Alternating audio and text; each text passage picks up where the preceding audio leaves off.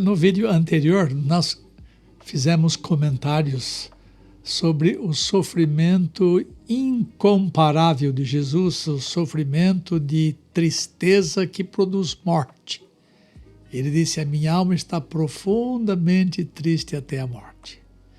Então, essa tristeza é exclusiva de Jesus Cristo, porque foi tristeza de alguém que assumiu o lugar de muitos, pagando a conta de todos eles. Então, ela é típica de Jesus Cristo. Nós não temos esse tipo de tristeza que ele teve. Agora, nós vamos falar de uma tristeza que nós temos e que ele não teve. Tristeza que é típica daqueles que são tornados cristãos. Então, a tristeza encontrada no coração acontece quando nós temos genuíno arrependimento. Esse tipo de tristeza Jesus Cristo não teve. Porque ele não tinha de que se arrepender, ele não tinha pecados pessoais, ele não foi contado entre aqueles que estiveram em Adão e nem teve pecados pessoais. Ela é típica somente daqueles que possuem experiência pessoal com o pecado. Essa tristeza que vem ao coração, eu costumo dizer que ela é altamente desejável, diferente das tristezas causadas diretamente pelo pecado. Então, Paulo escreve sobre essa tristeza de maneira muito significativa. Se você puder, você acompanha comigo a leitura da Escritura. Vamos fazer uma análise desses versos, 2 Coríntios 7, 9 e 10. Escute o que Paulo disse. Paulo havia escrito cartas à igreja de Corinto e havia causado alguma tristeza pelas coisas que ele falou a respeito dessa igreja, dos pecados, dos vícios dela, etc, etc. Então ele escreve na segunda carta: agora me alegro, não porque fostes contristados, mas porque fostes contristados para arrependimento. Pois fostes contristados segundo Deus, para que de nossa parte nenhum dano sofresseis. Porque a tristeza segundo Deus produz arrependimento para a salvação, que a ninguém traz pesar, mas a tristeza do mundo produz morte. Então nós vamos analisar em alguns vídeos pequenos este texto e vamos trazer para vocês alguma coisa que possa ser útil para vocês usarem na igreja, para vocês usarem na família, não é? O coração humano não consegue ficar sem tristeza no que respeita aos seus pecados. É verdade que parece haver pessoas que não possuem nenhuma tristeza pelos seus pecados, porque elas não se arrependem de nada que fizeram errado. Você já viu pessoa dizer assim: eu não me arrependo de nada que eu fiz. Se eu pudesse, eu faria tudo outra vez. Pessoas assim não têm essa tristeza da qual eu vou falar nesses próximos vídeos. Essas pessoas se sentem satisfeitas com o que fizeram e não sofrem pelo mal feito. Quando isso acontece, é porque a pessoa está no seu grau mais profundo de dureza de coração. O coração endurecido se manifesta insensível. Ele não possui dores por causa dos pecados. Quando ela está completamente insensível, significa que ela está entregue a si mesma. Essa pessoa está sem a ação divina sobre si. E esse comportamento indica que Deus resolveu não trabalhar nela, deixando-a nos seus pecados. Entretanto, nem todos os pecadores são entregues a si mesmos por Deus. Há graus diferentes de dureza de coração. Alguns possuem algum tipo de tristeza em seu coração pelo que fizeram, mas tristeza não pelas razões corretas. É porque não se arrependem dos seus pecados verdadeiramente em seus corações.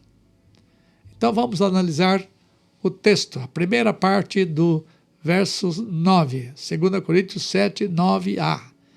A tristeza é uma sensação agradável de um e uma sensação desagradável de outros. Deixa-me explicar. Enquanto os crentes de Corinto passavam por tristeza em seu coração, Paulo se alegrava. Ele fala, agora me alegro.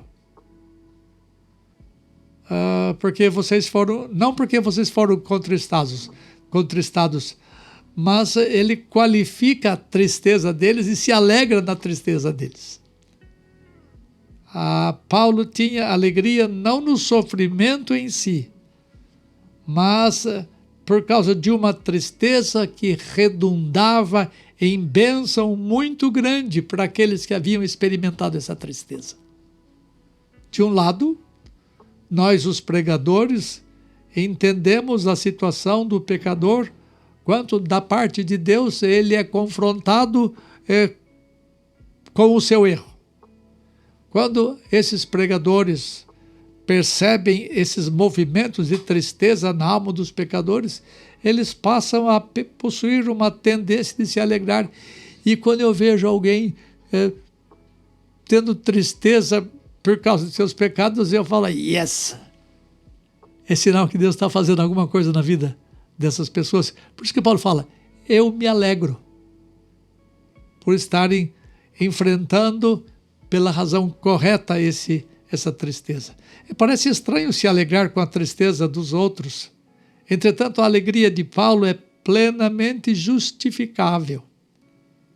Quando Paulo começou a perceber o que estava acontecendo na alma de seus leitores, ele disse, agora me alegro, porque está acontecendo uma coisa maravilhosa na vida de vocês. Era como se Paulo lhes houvesse dito, aspas, Deus está operando no coração de vocês alguma coisa espantosa. Ele está produzindo uma tristeza benéfica que vai levá-los ao arrependimento para a salvação. Que bom que vocês estão chorando, porque o genuíno arrependimento está por acontecer a vocês. A tristeza pela qual Paulo se alegrava era por causa da tristeza que vinha segundo Deus. De outro lado, existe a tristeza que acontece no coração dos pecadores. Embora venha de Deus, ela não é alguma coisa que nós saboreamos com alegria. Quem tem tristeza tem que chorar mesmo. Quem tem tristeza tem que sofrer. E é uma grande tristeza que nos pode conduzir às lágrimas. E eu já vi pecadores chorando seus pecados. Pense na história de Simão Pedro. Após ter negado 3 vezes a Jesus, Pedro foi confrontado pelo cortante olhar de Jesus para ele, ali da cruz. Jesus olhou Pedro que estava de longe. E quando Pedro percebeu o que havia feito, mediante o olhar perscrutador de Jesus, ele desatou a chorar convulsivamente. Foi um choro provocado pela ação do Senhor. Mas isto não significa que era um choro agradável. Que ele estava se deliciando naquela tristeza. Veja o que diz Lucas 22, 62. Então Pedro, saindo dali, chorou amargamente. Pedro teve uma profunda tristeza ao reconhecer as ofensas feitas a Jesus. E o fato de a tristeza de Pedro proceder de uma ação de Jesus Cristo não eliminou a dor dela. Veja que o texto fala que ele chorou com um amargor na alma. Sentido, dolorido. Toda tristeza produz dor. especialmente a tristeza que vem segundo Deus. O coração de Pedro sentiu essa dor causada pelo olhar penetrante de Jesus Cristo, levando-o a chorar convulsivamente. Mas um choro que fez com que Pedro se voltasse para o seu Redentor. Paulo não se alegrava pela tristeza dos cristãos de Corinto, mas se alegrava pela procedência da tristeza de coração que eles tinham.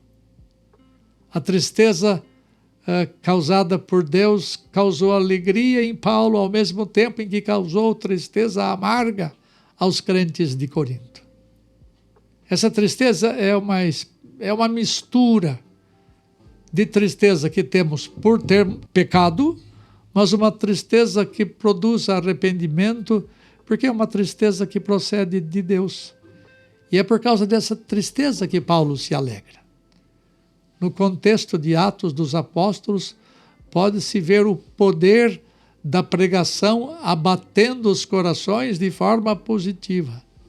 A pregação do Evangelho, recapitulando tudo o que aconteceu na cruz do Calvário, pode ferir o coração dos ouvintes com a tristeza de arrependimento genuíno, tal como se vê no sermão pregado por Pedro em Atos 2. Lá está escrito que o coração das pessoas foi compungido. Em outras palavras, Lucas quis comunicar um estado de profunda tristeza do coração deles. E é importante notar que a expressão de tristeza após a pregação de Pedro usa um termo que aparece só aqui no Novo Testamento. E esse verbo se refere a uma dor aguda ou uma facada, na maioria das vezes associada às emoções. Eu sou pregador já há mais de 50 anos e eu nunca vi coisa mais gostosa. Quando expondo a Escritura, expondo a verdade de Deus, vejo pessoas caindo em lágrimas. Não somente por causa dos seus pecados, mas porque Deus as convencia dos seus pecados. Uma tristeza que procede do céu, que procede de Deus. E eu me alegro como Paulo se alegrou. Porque quando isto acontece, é sinal que Deus está operando coisa boa na vida do que chora. Porque a tristeza para arrependimento é a tristeza que vem segundo Deus. Sobre ela nós vamos falar no próximo vídeo.